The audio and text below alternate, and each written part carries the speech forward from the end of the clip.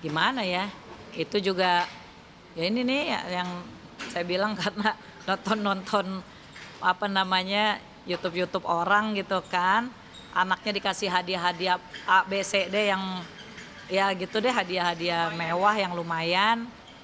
Anak saya berapa kali sempat, "Ma ini kok ini nih enak banget ya jadi anaknya si itu," gitu kan. "Enak banget nih jadi ini nih, dapat macem-macem." Ya udah saya pikir, "Oh kayaknya Gibran bakal bahagia nih kalau saya kasih hadiah yang sama berupa kendaraan," gitu kan. Tapi ya mungkin tipenya yang memang tipe yang sesuai dengan budgeting saya. Nggak mungkin saya beli-beli yang tipe-tipe yang wah banget gitu. Ya saya mampunya tipe seperti ini sesuai dengan kondisi budget. Karena nggak mungkin dong hasil tabungan saya habisin, harus ada saya sisa gitu kan. Akhirnya mungkin single parent 9 tahun merawat anak yang sekarang udah tumbuh dewasa. Nggak kerasa. Wah, nggak kerasa banget. Anak saya udah 9 tahun, terus udah mulai tingginya malah kayak bakal tinggian dia jauh nih dari mamanya nih. Tapi kan memang setiap hari anak saya kasih vitamin kan, biar dia tinggi badannya karena dia laki-laki biar besar. Ya emang itulah time flies so fast gitu kan. Bener-bener waktu tuh berjalan cepat banget gitu. Dan ya makanya itu jadi motivasi saya juga untuk pokoknya gue harus kerja keras nih, gue harus buktiin nih, biarpun gue sendiri nih, gue single parent nih, gue bisa nih buat anak gue gitu. Itu mungkin salah satu alasannya pengen pengen orang-orang ngelihat gue berhasil mendidik anak gue sendiri. Itu salah satunya. Pasti ada sisi yang beratnya juga kan ya. Pastilah, siapa sih yang nggak berat ngurus anak begini sendiri kan? Ya pasti berat, tapi kan ya itu sebagai motivasi juga buat saya sendiri. Nih saya bisa nih ngurus anak dan bisa lah membahagiakan anak, tapi yang sesuai juga dengan kemampuan.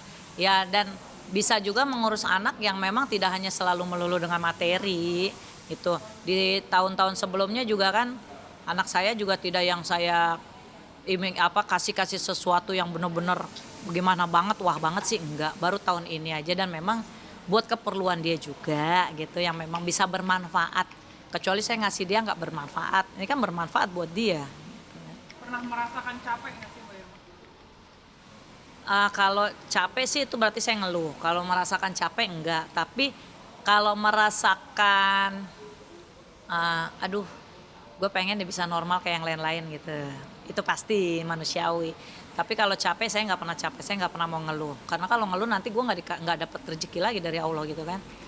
Tapi rasa pengen bisa normal, hidup normal, maksudnya normal dalam pengertian gue punya keluarga utuh, anak gue punya keluarga utuh gitu kan, yang punya bapak ibu lengkap gitu kan. Terus apa namanya, anak gue nih Gibran udah mulai nyindir-nyindir pengen punya adik, punya adik karena buat temennya dia main gitu kan. Ya gitulah, siapa sih kalau manusia yang kehidupannya tidak lengkap. Kalau ini kan saya belum lengkap karena ya saya single parent sendiri. Kalau udah ada suami, ada bapaknya Gibran, terus ada nanti adik lagi buat Gibran, ya, itu baru kehidupan normal yang lengkap gitu. Gibran kenapa mau punya adik? Hah? Gibran kenapa mau punya adik? Kesepian di rumah atau gimana? Kenapa mau punya teman adik? main? Kenapa mau punya adik gitu? Kenapa mau punya adik?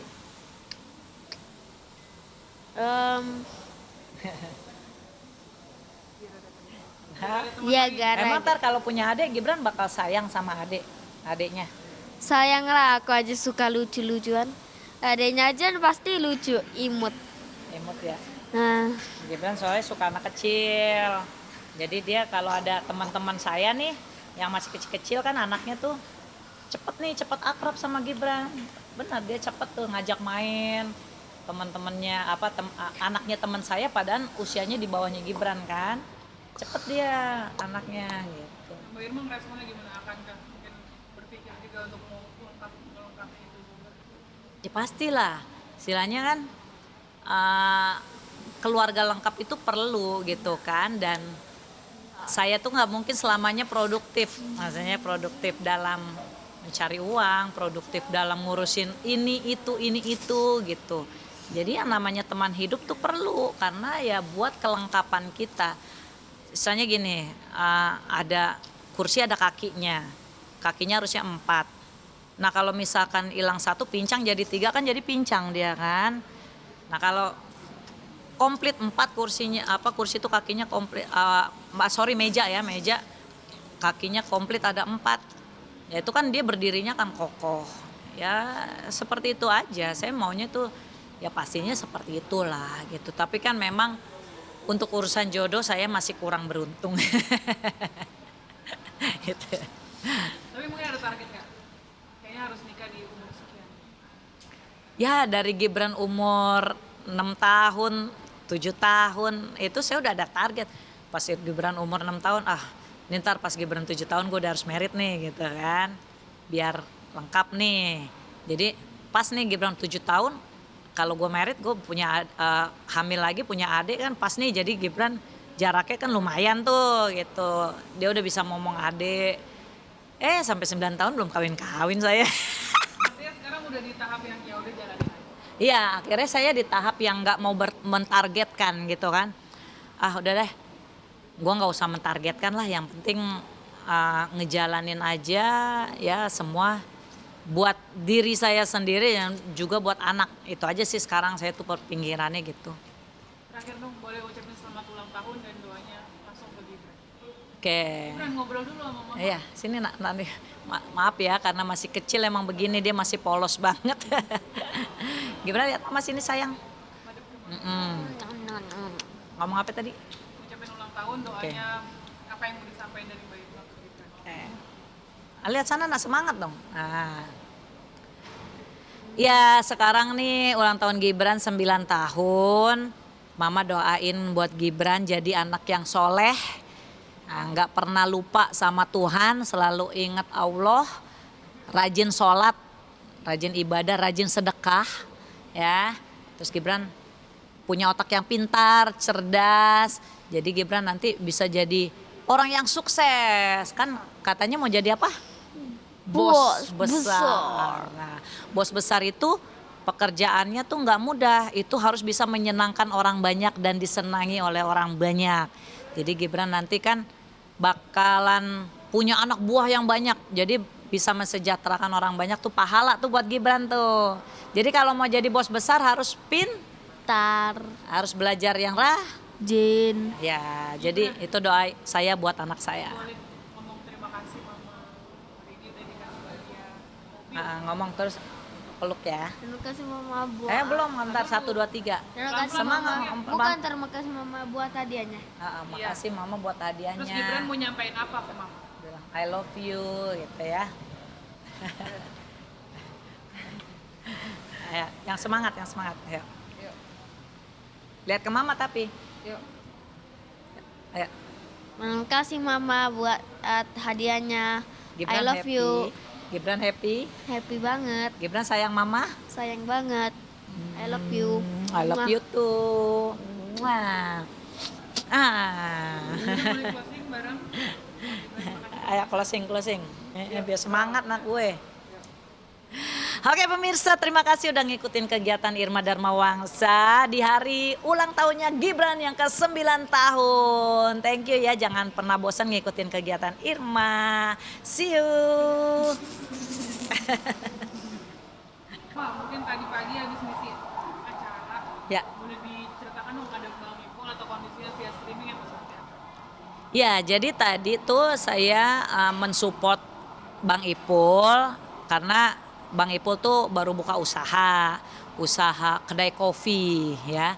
Jadi karena saya diundang sama beliau ya udah saya datang gitu. Terus tadi kan saya juga tadi gini, saya masih bingung gitu kan, yang ngundang saya kan kakaknya tuh Bang Samsul. Irma datang ya, ini ada launching atau pembukaan kedai kopinya Bang Ipul. Di mana Bang? Di daerah Jakarta Timur. Oke. Bang Ipulnya ada. Pokoknya surprise gitu. Jadi gue bingung juga. Apa jangan-jangan Bang Ipul udah keluar nih, nanti ada surprise dia dateng gitu. Jadi terus terang nih, gue sebagai pengisi acara di sana nggak tahu gitu kan. apa Bang Ipul dia keluar apa belum ya gitu kan. Soalnya kan dengar-dengar berita juga katanya Bang Ipul udah mau keluar nih. Tapi kan gue nggak tahu kapan pastinya.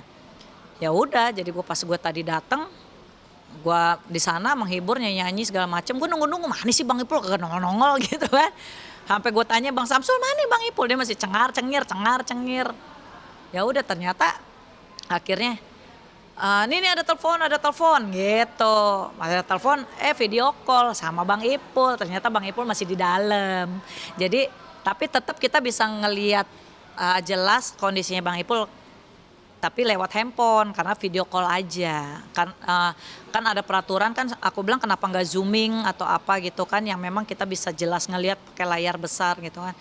Ya nggak boleh. Ini pun katanya Bang Samsul emang izinnya sangat ketat untuk bisa video call sama Bang Ipul dari dalam sana gitu. Kondisi Bang Ipul tadi gimana? Gemukan ya. Gemukan kalau saya lihat di video call, karena dia kalau video call kan deket gitu, muka doang tuh, jadi satu layar handphone mukanya dia doang. Saya lihat sih gemukan, terus ya fresh ya gitu. Dengar-dengar kapan sih Mbak Irma katanya keluarnya?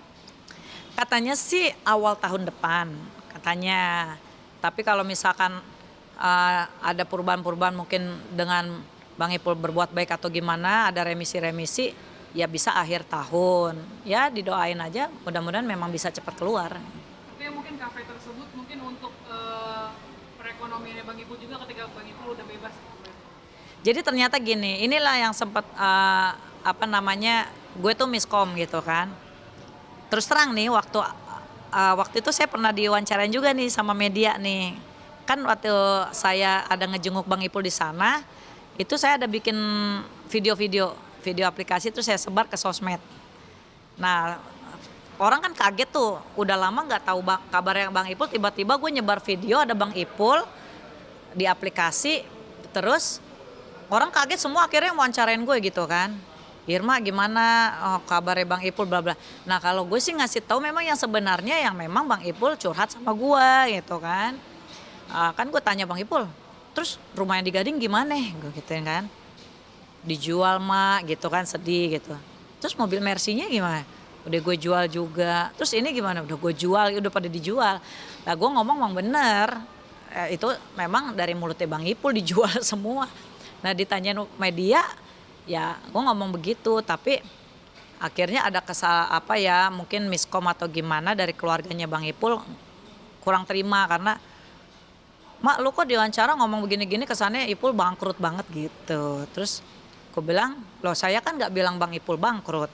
Saya ngomong memang yang Bang Ipul menjual aset-asetnya kan emang bener, saya bilang gitu kan.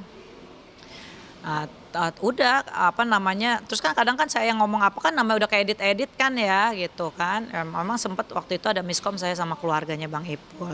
Terus saya bilang, ya saya cuman teman-teman media cuma menanyakan kondisi Bang Ipul, terus dia di sana gimana, terus aset-asetnya gimana. Ya itu kan karena media bertanya saya menjawab, dan saya menjawab yang memang saya tidak lebihin, saya tidak kurangi. Itu yang memang sempat Bang Ipul ngomongin ke saya kan, saya bilang gitu.